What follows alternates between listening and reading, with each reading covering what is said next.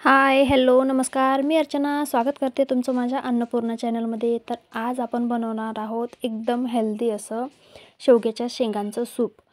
तर बघूयात आपण कसं बनवायचं ते. तर त्यासाठी इथे मी 3 ते 4 शेवग्याच्या शेंगा घेतलेल्या आहेत. थोडी कोथिंबीर, हिरव्या मिरच्या, हिंग, आलं, लसूण, टोमॅटो, कांदा आणि ह्या वाटीमध्ये थोडं काळं मीठ घेतलेलं आहे आणि थोडं नॉर्मल आपण जे वापरतो ते मीठ घेतलेलं आहे.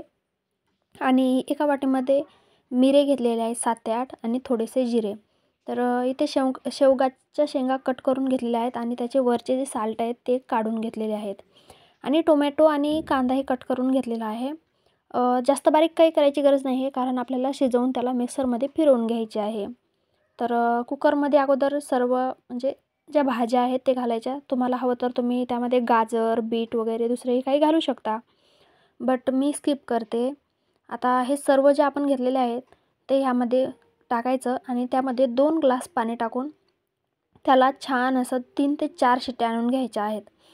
तर बघा, आपल्या बायकांची सवयच असते बघा, आपण जोपर्यंत काही स्वस्त होत नाही तोपर्यंत काय आपण काही आणत नाही आणि खातही नाही.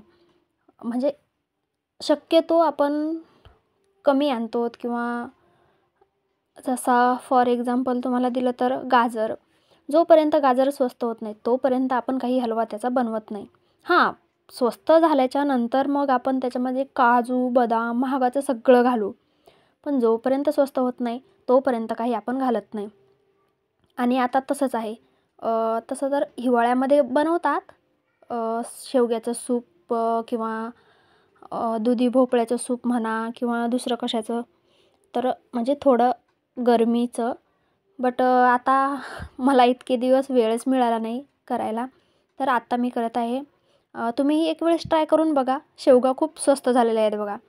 तर इथे मी 3 ते 4 शिट्ट्या काढून घेतलेल्या आहेत ह्याच्या आणि त्याला चाळणीने गाळून घेतलेले आहे. आता वरचं जे शेवग्याच्या शेंगा, टोमॅटो, कांदा जे काही आपण घातलेलं होतं त्याला सर्व मिक्सरमध्ये थोडंसं पाणी घालून अगोदर गार होऊ द्यायचं बरं का. गरम गरम मिक्सरमध्ये काहीही कधीही काढायचं नाही. तर त्याला फिरवून घ्यायचं. तर बघू शकता मी असं छान असं पेस्ट जशी आपण कांदा टोमॅटोची प्युरी करतो तशी करून घेतलेली आहे. आणि आता परत त्याच चाळणीमध्ये घालून त्याला आपण जसं पुरण हाटतो किंवा पुरण चाळणीने गाळतो तसं करून घ्यायचं आहे. म्हणजे त्याचा जो सगळा गर आहे तो आपला खाली पाण्यामध्ये पडेल आणि वरचे जे साल्ट आहेत ते वर राहतील. तर बघू शकता मी छान असं त्याला म्हणजे काय म्हणावं, तर त्याचा गर काढून घेतलेला आहे मी सर्व. तर बघू शकता घट्टपणा असा आहे, जास्त घट्टही नाही आणि जास्त पातळही नाही. आता त्याच कुकरमध्ये आपल्याला त्याला फोडणी घालायची आहे. म्हणजे त्याला काही मोहरी जिऱ्याची फोडणी नाही घालायची आहे. फक्त कुकरमध्ये थोडंसं तूप घालायचं. तुम्हाला हवं तर तुम्ही तेलही घालू शकता.